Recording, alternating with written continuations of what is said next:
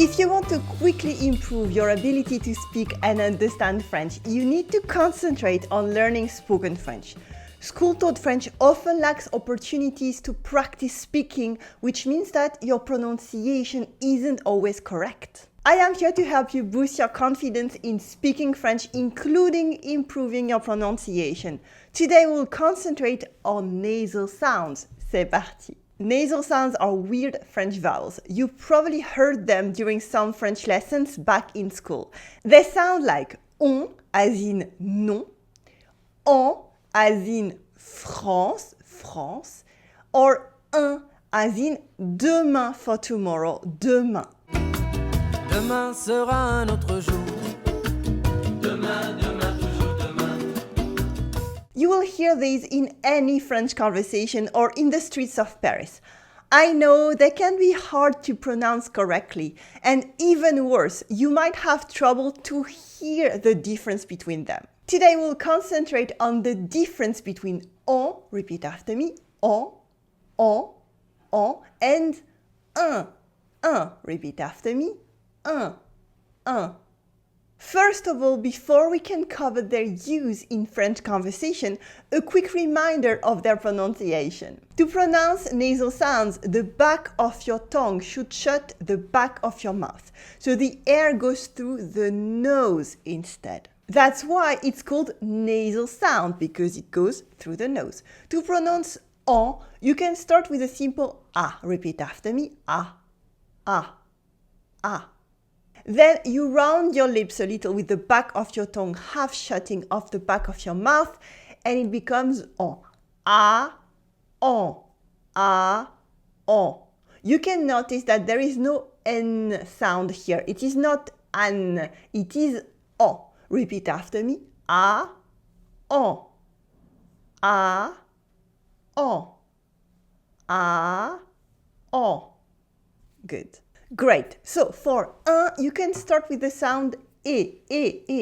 You just have to smile. The tip of your tongue touches your teeth. E. Then you simply push the back of your tongue a little at the back of your mouth and it quickly becomes un. Et un. Et un. Et un. Congratulations. Now repeat after me each of these words. Le vent for the wind, le vent, le vent, le vent. As in, il y a beaucoup de vent. There is a lot of wind. Il y a beaucoup de vent. Good. Le vin for wine. Le vin. Le vin. Le vin. As in, il y a beaucoup de vin. There is a lot of wine. Il y a beaucoup de vin. Il y a beaucoup de vin.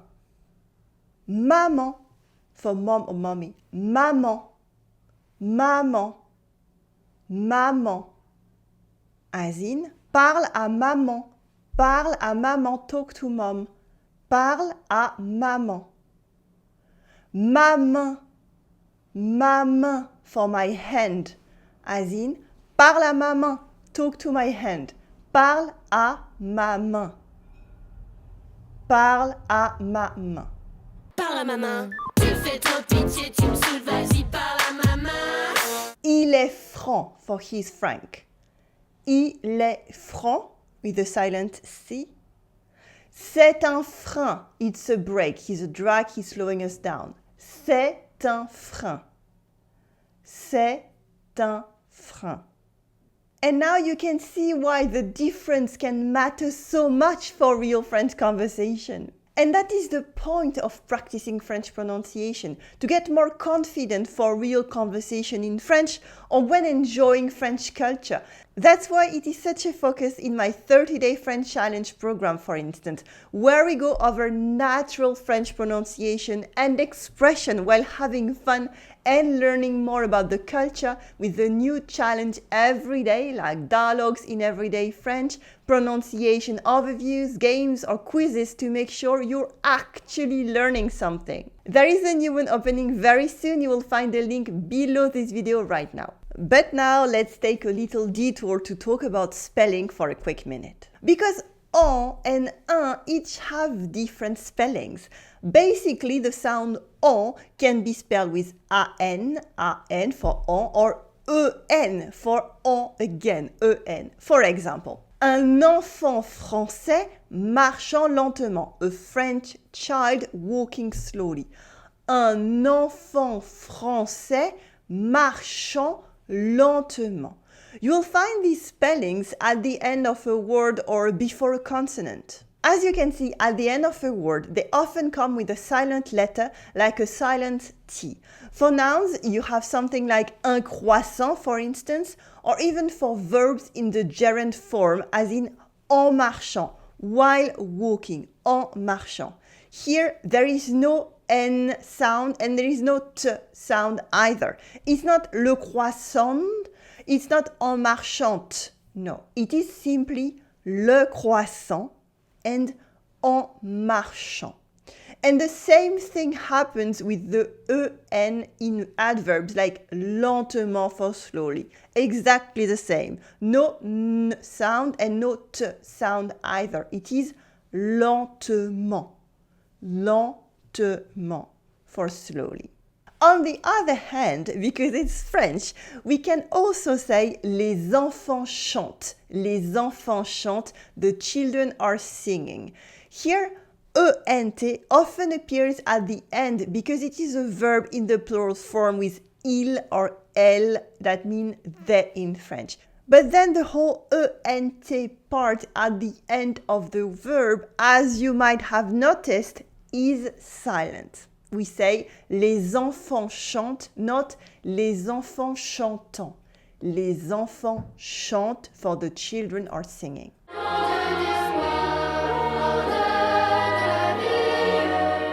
There is a million exceptions and special spellings and even more, and you will find more about that in the written lesson for today. For the sound un, it is even worse because we can spell it in all these different ways. So, I am not going to review them one by one now. If you pay enough attention, you will notice these different spellings through our practice examples today. I just want to point out the main ones. IN as un for lapin, rabbit. AIN as un for le pain, that means bread in French. UN as in un for number one, and also the same sound as un lapin for a rabbit. Now, a disclaimer so that French people don't go and jump at me in the comments. Some people say that un UN and un IN are different sounds, and that's okay. But for me, they're the same. I can't hear the difference. I can't even say the difference. It depends on where you grew up. And as you can see, there are differences even between French people themselves. And now for some extra confusion, we have EN at the end of a word, especially after un I in French. We have mon chien parisien. As you can see, this EN that should be a on sound becomes yen after I. Okay, so IEN make the sound yen in French. EN that should make the sound on becomes un after an I in French. Mon ancien chien parisien, my former Parisian dog. And yes, this is very, very difficult. Mon ancien chien parisien. You'll find a lot more about all these spellings and exceptions in the blog post for today's lesson. As always, it is the full written version of today's lesson on my website for free with extra resources and insights. So let's practice instead with sentences that could come from real conversations. For instance, tiens, tu prends un vin blanc maintenant? Oh, you're having white wine now? Tiens, tu prends un vin blanc maintenant? Did you hear if I use en or un? How many times and in what order? Try to find these nasal sounds. You can even repeat after me to make sure it is the same. Tiens, tu prends un vin blanc maintenant? Tiens, tu prends un vin blanc maintenant? Did you hear them? Yes, it is. Tiens, tu prends un vin blanc maintenant? I will let you write it down if you want and analyze how many different spellings you can find for en and for un. For this conversation sentence, I just want to point out the tiens. Literally, it means hold this, tiens. But in everyday conversation, we use it to express surprise or to draw attention. Ah! Tiens! Okay, let's try again. Can you hear the en and the un in the next sentence? Quand Alain a faim, il aime bien un bout de minster avec une tranche de pain. When Alain is hungry, he likes some minster cheese with a slice of bread. Listen again. Quand Alain a faim, il aime bien un bout de minster avec une tranche de pain. Try to repeat after me now. Quand Alain a faim, il aime bien un bout de minster avec une tranche de pain. Good. So the en sounds were here. Quand Alain a faim, il aime bien un bout de minster avec une tranche de pain. And the un sounds were there. Quand Alain a faim, il aime bien un bout de minster avec une tranche de pain. How many spellings of the sound un can you count in this sentence? Many. Again, I will only point out one thing here. It is a very small one. Une. It is the feminine of un, which is one for number one, as in une tranche de pain, a slice of bread, or just one slice of bread. Une tranche de pain, a slice of bread, is a feminine noun in French. Un sounds like un, the nasal sound that we just saw, without the n sound, while une has an extra that makes the nasal sound disappear. We can hear the n sound again. Une. Here there is no un sound at all. It is not un, it is une. And the same thing happens in many words ending in nasal sounds actually. In the feminine, the spelling matters. Like un Kenyan becomes une Kenyane. Un Américain becomes une Américaine with the sound E. A-I make the sound E. Un Américain, une Américaine. Un Philippin, une Philippine, because here we have no A, so it's only le I, so it makes the sound in. Un Philippin, une Philippine for a Filipino. And for a third example, a quaint expression, en avant Guingamp. Can you guess how it's written? What does it mean? En avant Guingamp. That's really weird. Yes, it is en avant Guingamp, literally forward Guingamp. It's really tricky. And first of all, you can hear la liaison. We can now hear the N in the middle of en avant. It's not en avant, it is en avant, because the next word, avant, starts with a vowel. En avant. And that's French pronunciation for you. But the main story here is that Guingamp is a small city in Brittany on the west coast of France. Its soccer team is actually called the En Avant, literally forward or let's go, of Guingamp. It is a catchy phrase and it rhymes, so it became an expression. It's a bit outdated, but I really like it. And it's basically a more fun way of saying en avant for let's go. Et en avant, Guingamp, comme on dit, et c'est magique. The problem with en and un is that the difference can be subtle, but it can really make a difference. Again, what do you hear in the next examples? Is it en or un? Un plan. Un plan. Which is it? Yes, it is un plan, for a plan.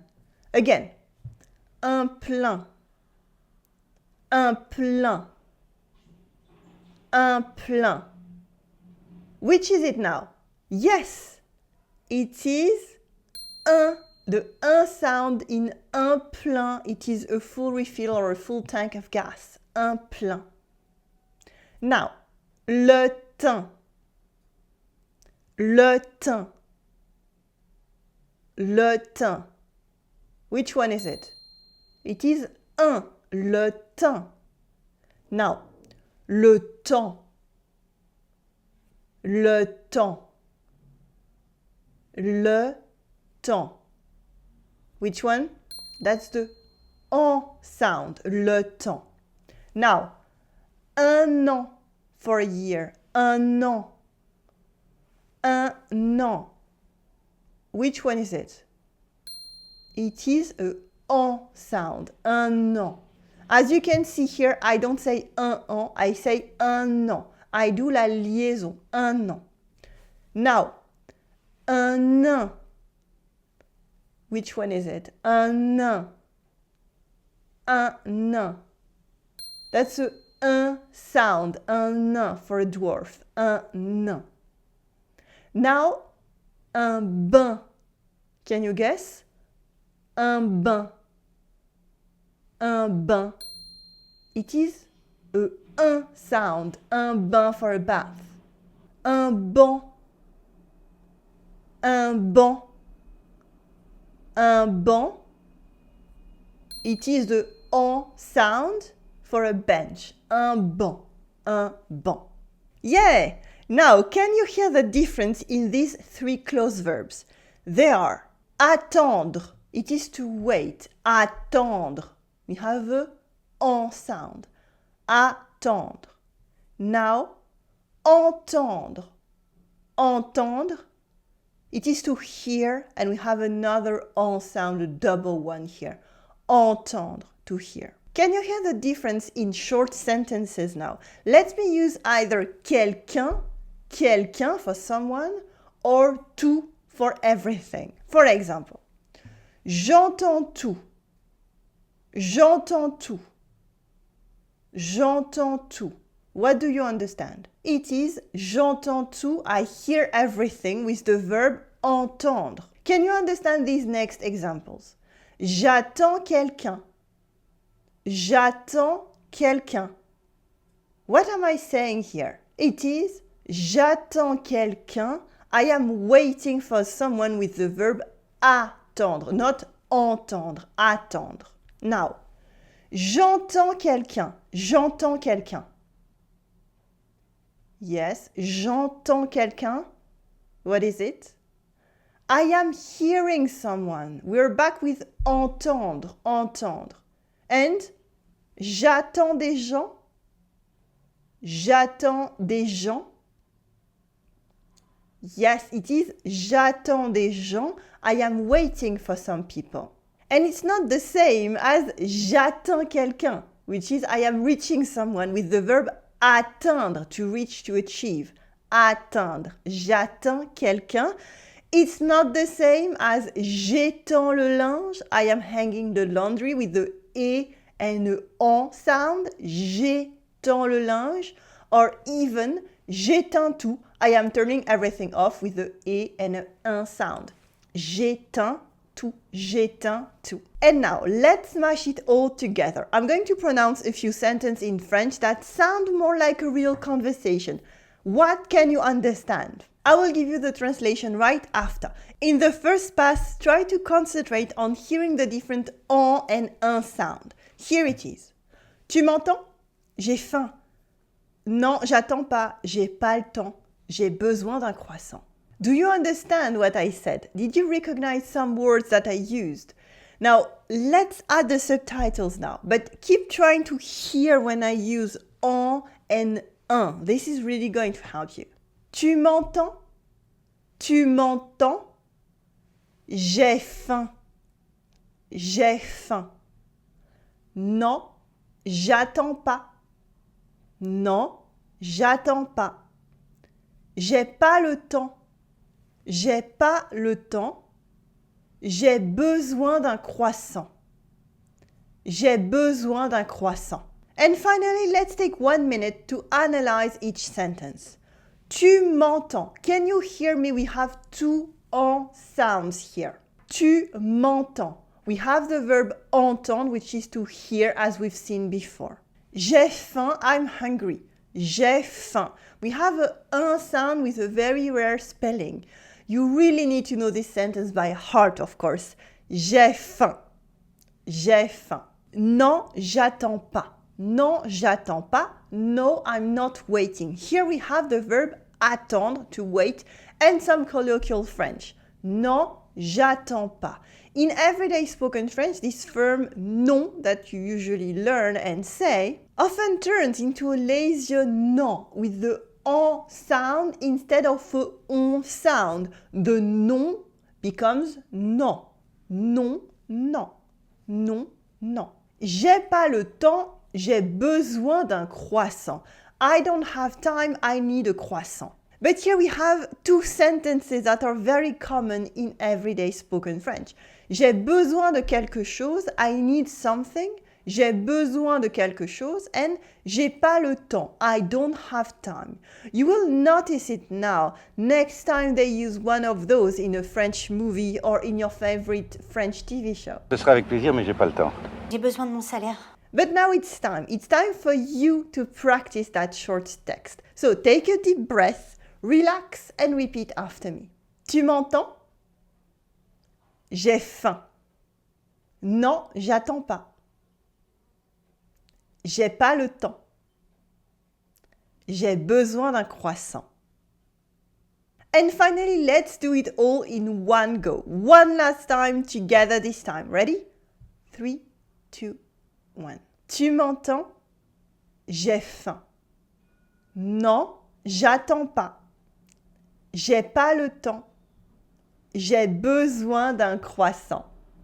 Congratulations! Now you can try as many times as you like. With practice, you will be able to hear how French people use en and un in their conversations in real life or in movies. And now you can take a look at our next 30-day French challenge at the link right below the video to see what it is all about. Or you can keep watching to get your next lesson on pronunciation fundamentals for modern everyday spoken French. Click on your screen right here to keep learning. À tout de suite. I will see you in the next video.